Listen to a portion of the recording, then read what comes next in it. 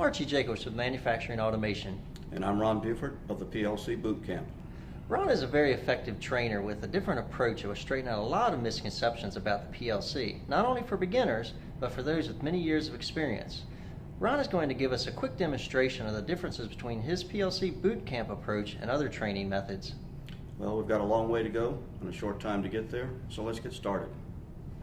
These videos are just a quick preview of the type of material you'll cover in one of our PLC boot camps and of how different our classes are from any other training approach.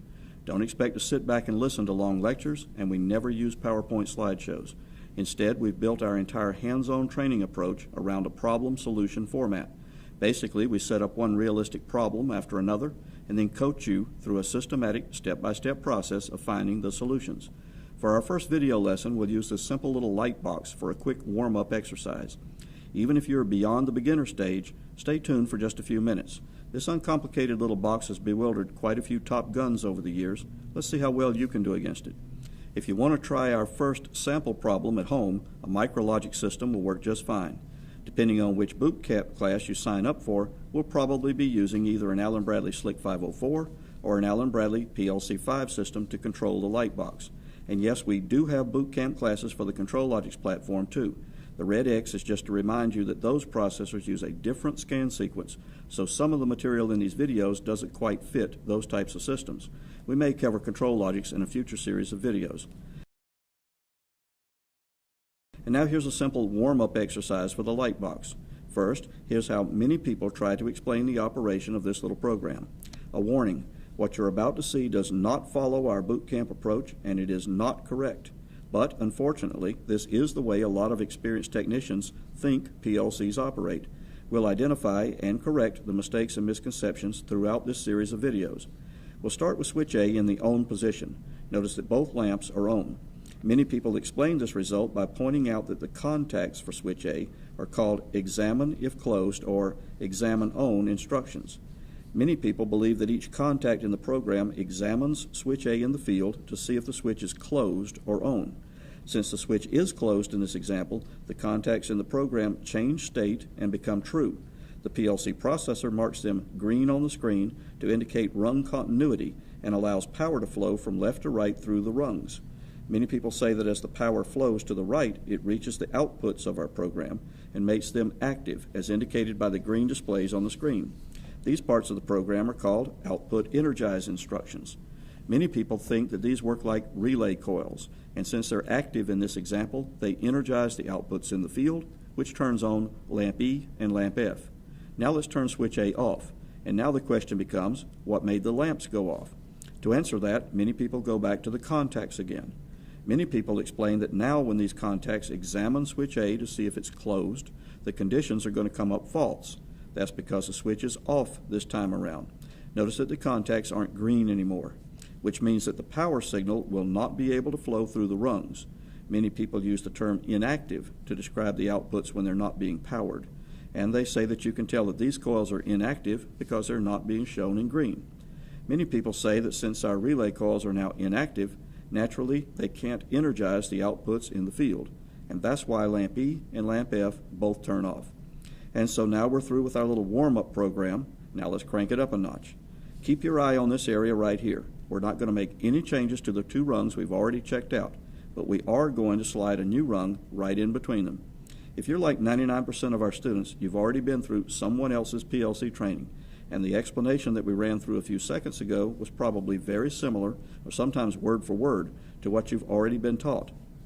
And let's be honest, those mistaken explanations will work okay, but only as long as you stay at the beginner level. Once you start working in the real world, you'll find a lot of situations where the theory you learned doesn't agree with the reality of your problems. This next little rung we're building is designed to jumpstart you all the way through the beginner level. Notice it's not going to be a complicated rung, just the same basic construction that we've been using all along. And for our input, we'll use switch B on our light box. And now for the output, let's use switch A. Now keep in mind that we're not saying that this is a good way to write a program, and you may never run into something like this ever again. But this little curveball can teach you a lot about how PLCs really operate under the hood. All switches are off, both lamps are off, and now the stage is set. And the question now becomes, what's going to happen to our two lamps the next time we turn on switch A? First, let's see how many people would approach this problem. And once again, the explanation that you're about to hear is based on what many other PLC training courses teach. This is not the boot camp approach. Many people would tackle that new middle rung first, just to get it out of the way. Notice that switch B is off. Many people say that when the input contacts on the middle rung examine switch B, the processor will find the switch in the field to be open or off. That means that there won't be continuity through this rung, and so no power will flow downstream. Many people think that no power means the rung output will be disabled, so it won't be able to affect or control switch A one way or the other. Besides, many people will tell you, there's no way for an output coil in the program to affect an input device like switch A located out in the field. This isn't a special remote control switch. There's no motor, no coil, no nothing out there for the PLC to energize. When you look at it that way, it's obvious why many people think that this bogus rung will have no effect on the operation of the light box. Suppose that we leave switch B turned off and turn switch A on. Many people would now get back to familiar territory, these two contacts for switch A. Many people explain that both of these contacts will still examine switch A to see if it's closed or on, and it is. So both of these instructions should turn green and change state to a true condition, and give us rung continuity. This should let power flow through these two rungs, just like before.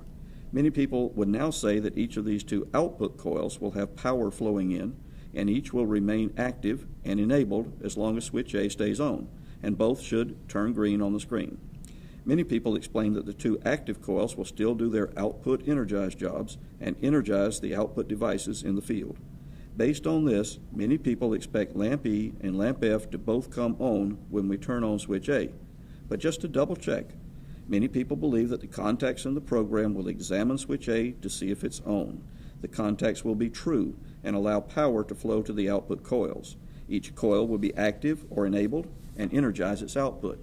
So, final answer, lamp E and lamp F will both be on, or at least that's what many people think, especially since they saw our two original rungs working perfectly before and realize that we haven't made any changes to either one of them.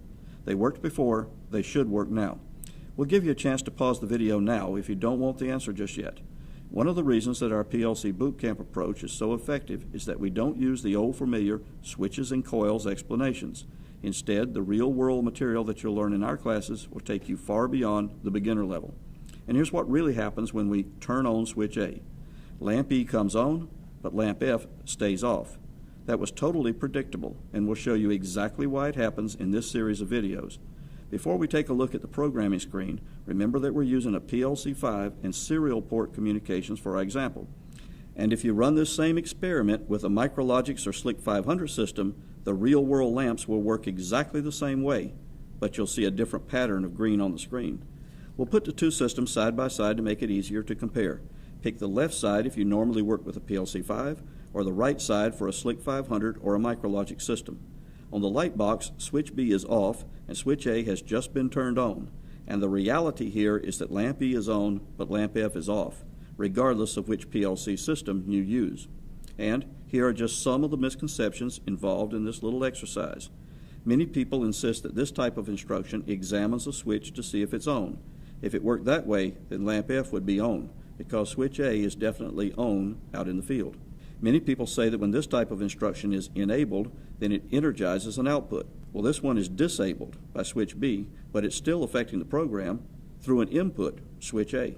Many people insist that green on the screen means true or active and indicates power flow. The instruction at the top is true, but its twin at the bottom is false. Obviously, the green on the screen can't always be trusted. Many people insist that you can get more reliable information by looking directly at the bit tables instead of at the ladder display. Well, here they are.